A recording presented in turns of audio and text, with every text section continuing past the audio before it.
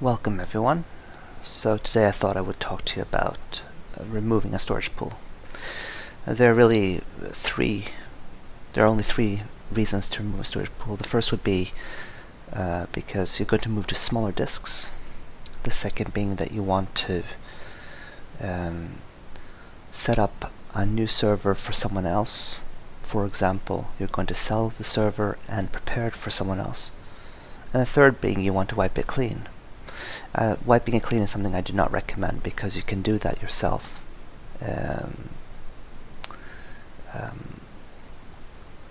You really get that done in an organized way by organizing everything yourself. But the third is also good if you're going to sell it online, right, as a blank system. But I'm going with the first choice here. I'm going to remove this storage pool because I'm using smaller disks now. Being a movie fan, me and my family and my girlfriend were much into movies, and we moved all that data onto another system, and it's safe and stored there, and therefore we're going to use this server as a smaller space machine right now, so these 19 terabytes are not needed anymore.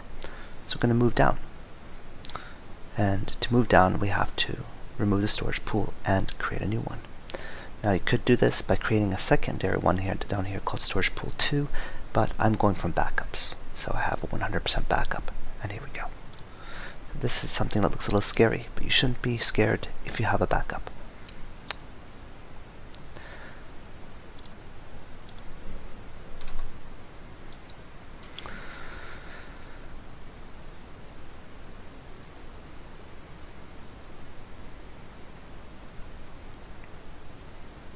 Takes a little while and then it'll be removed. It's not more difficult than that. So here we are at the main interface, and we're going to begin by creating a new storage pool. So in Storage Manager we have the system with my expansion unit, and I've already set up the drives as I want to. This is not a restarted system. This has been running since the last part of the video, the first part of the video, because DSM 7.0 has that advanced technology, allows you to keep everything running in the memory. So it's running in the RAM memory. It does not need to be restarted. It's completely fluid. So I've switched all the drives so that I have them in the right order that I want them in. And here we go.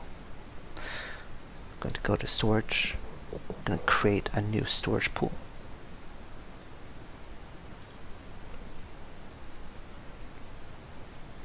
Now, what you should think about with the storage pool is what kind of configuration you're going to set up.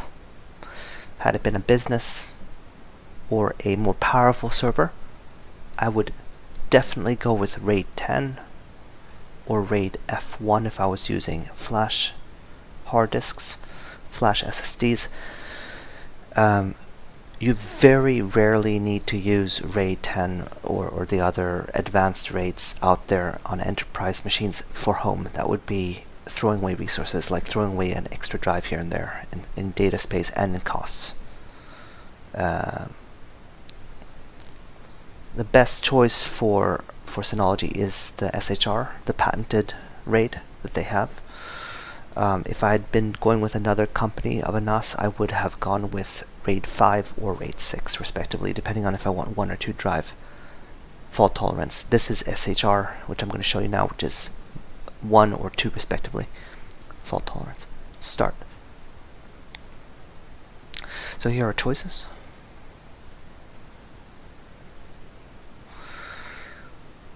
And again, had it been a QNAP NAS or another company, an Icebox or other, I would have gone with RAID 5 right now. This is the same as this. The difference is just that you can't use different size drives effectively with RAID 5. You can with SHR.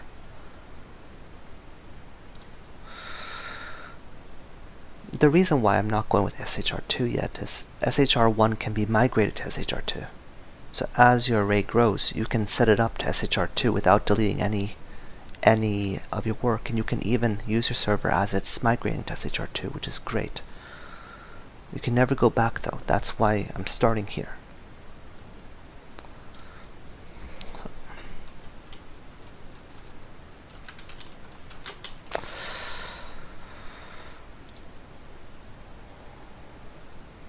So here are my drives, keeping that one there as a hot spare. Going to select all except for that. So 1 terabyte, 2 terabyte, 3 terabyte, and 4 terabyte. And then 4 500 gigs. And 1 hot spare 4 terabyte.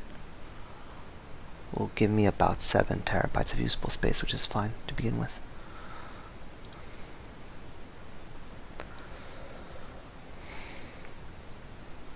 So it's getting a little bit of warnings from older drives. I have a few bad sectors. It's okay. They're not on my compatibility list either. That's fine. I mean, this is my personal choice.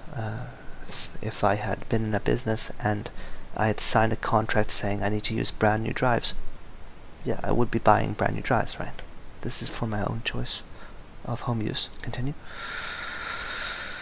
So warning that expansion unit cannot be powered off when it's part of the storage pool. Is that fine with me? Yes. Have I checked, is it just one disk being used in the storage pool in case the storage pool were to take damage or be unplugged? Yes. I will still have my storage pool intact if it gets disconnected. This part, the storage pool, will crash if that's not entirely correct. It will crash if you have more drives in it than can handle the disk redundancy. So this is only true in the case that I've not checked, and I have checked, and so this is not true at the moment, so I'm okay. Continue. One thing that DSM 7 does differently from DSM 6, as you may or may not noticed here, is that it requires a volume creation. DSM 6 gives you an option. You can do this later, or you can do this now.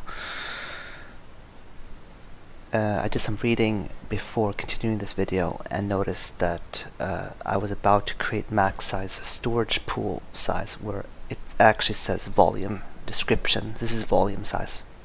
So the storage pool is automatically maxed on DSM 7 compared to DSM 6, where it was not maxed. You'd have choice there. And what's the choice now is that the volume size choice is given to you. So create a system first.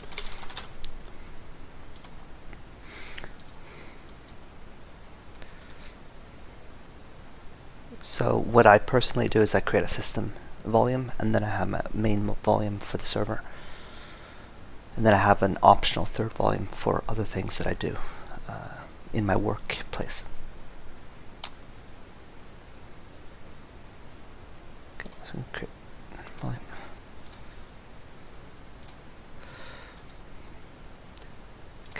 So it wants us to finish creating the first volume first. That's fine. So once this is done, oh good, it jumped. Okay, so a good word of advice for even for experts out there is do not go with a max volume size day one. Go with what you're going to do today. In the next 24 hours, I'm going to be using 2 terabytes. So like so.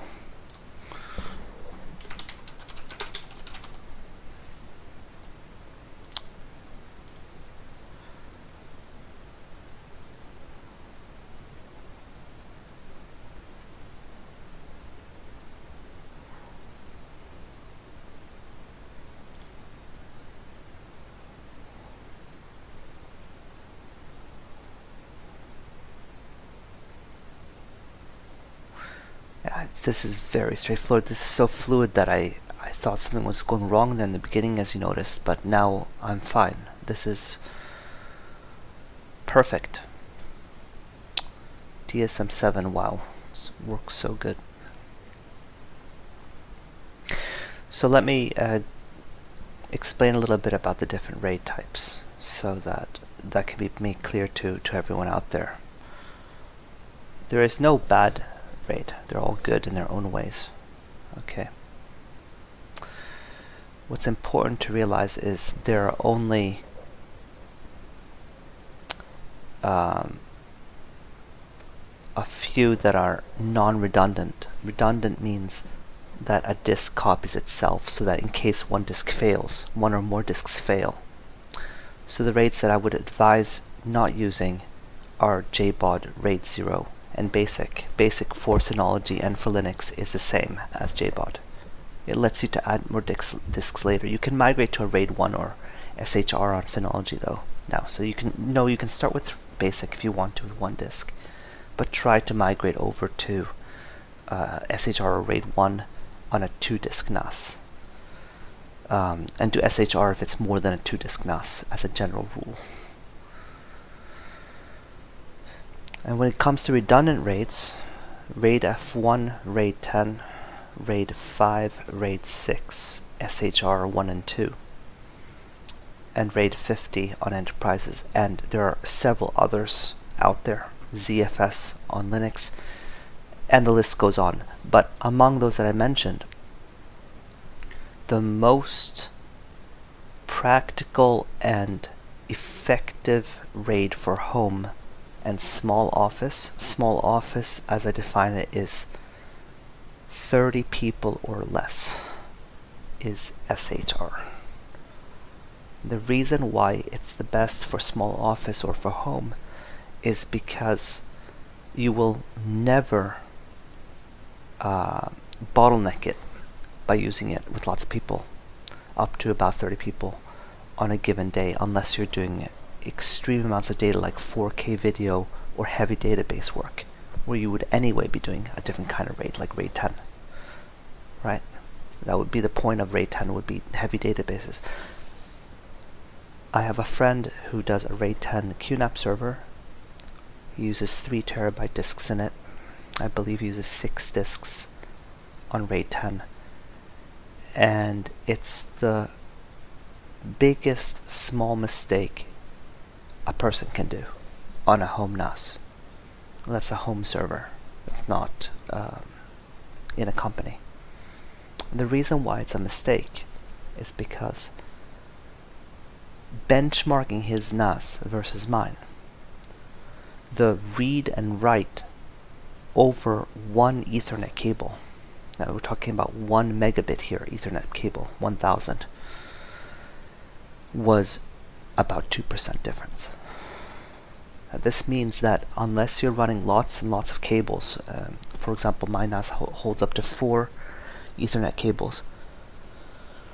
Unless you're doing 4 Ethernet cables on a QNAP with a RAID 10 and 4 cables on SHR RAID system for me, there you're going to see a difference. There it's definitely better with RAID 10. But where are you going to use it? Are you going to need to download 20 megabits per second per person with 20 people at the same time? The answer is probably no. The realistic answer here is that SHR, or RAID 5 if you will, for another NAS, they're the same almost, has the most effective balance of speed, read and write with the amount of drives that you're using. With SHR1, like you saw me doing here, you can add all kinds of sizes. I can put 250 gigabytes in here. I could put a 100 gigabyte drive, a very small drive if I wanted to, as an example, and it would still be counted into the total. Now for any of those experts out there, which drive here is not counted? Which one is a waste of space here? There's 1 terabyte missing. Where is it? And if you know your RAID like I do, you know that this one here, the 4 terabyte, is actually a 3 terabyte right now. So knock that down to 2.7 right now, virtually. That's what it's running. And that's because it does not have redundancy for the last terabyte. So I'm wasting 1 terabyte of space here. But as soon as I put in another 4 terabyte here and replace this 1 terabyte, I will then not waste any space at all.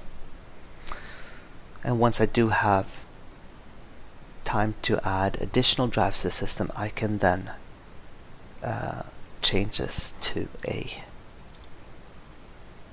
RAID type SHR2. And that comes to my second part of RAID discussion. SHR2, it is overkill unless you have more than 20 terabytes of space. Now this comes from personal experience. and it's my own opinion, but unless you have 20 terabytes or more, you are not going to need 2-disk redundancy as long as you run regular backups. Those are the rules. So if you run regular backups, I run mine twice per week. Some people run them daily, some people run them monthly, but if you run your regular backup schedule, you are fine with 1-disk redundancy up to about 20 terabytes. And after 20, the reason why it's not good to have one is because the time it takes to rebuild the array when you lose these excuse me, just that's close. Okay. When you lose this amount of data is very, very unforgiving to rebuild from scratch when you're on SHR1 and something else happens to another disk. When you're under 20 terabytes, okay, rebuilding this array, like I'm doing this now, it's going to take me 4 hours and I'm done. It's very quick. 4 hours is less than 1 day of work. Okay, it depends, of course, on how much data we're talking about here, right? Also, but I restored a 14 terabyte server not too long ago. It was about 2 months ago that I helped a person with here in Stockholm City. And it took myself and him, it took us a few days only to restore 14 terabytes on SHR1. And he actually thanked me. He said, thanks for not recommending SHR2 because I want to do that when I get more terabytes. He was going to upgrade to 48 terabytes next year in 2022. And he told me that, then he asked, should I go with SHR2? And I said, yes, I think you should. So think about that a little bit. SHR2 is excellent for the multi-mass terabyte storage pools where you're running 48 terabytes, 30 terabytes, 60, whatever you need. Then you should be going with SHR2. And again, back to retrospect on the different RAID types. If it were a business with 50 people, 100 people processing lots of data, even 30 people doing lots and lots of data, you would want to go with RAID 10 probably. But you have to think about permanence here because RAID 10 is more difficult to expand than SHR2 is. So I think I've covered the basics of the storage pool, the storage manager, and setting up your volume or volumes. And if you have any questions about RAID, feel free to ask me. I have over 5 years of RAID experience with RAID 10 and RAID 5, and I have about 6 years experience with SHR and 2 years experience with SHR2. Because I've been using Synology now for 7 to 8 years, and once again I'm just going to say this to finalize the video here.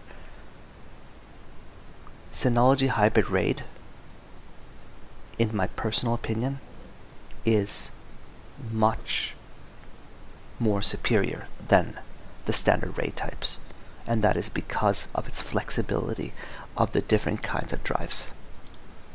This could never work on RAID 5. You can forget it. It's useless. These 4 disks, these 500 gigs, I could throw them in the recycle bin or give them away to friends with children who want movie drives for their Disney films. They wouldn't be used. Now they're used. They're using this large server which holds 10 disks total. And I have 2 slots free. I have this one free, and I have the drive 1 free, which is -1 here.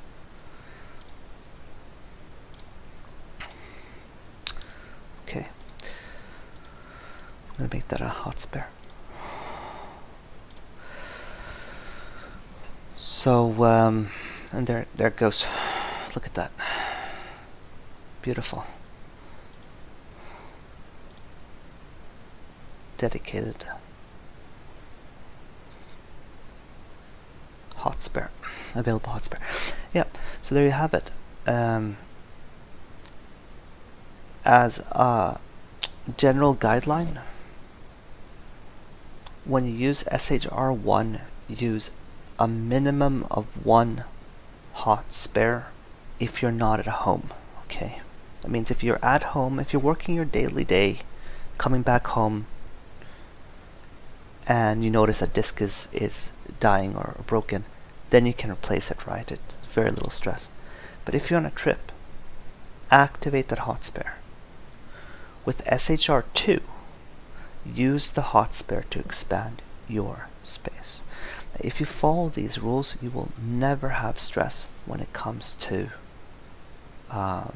disk failure. You just will not have stress. So that's the way I see it, the way I look at RAID today, and what I have to recommend. So thanks for watching this video, and have a good day.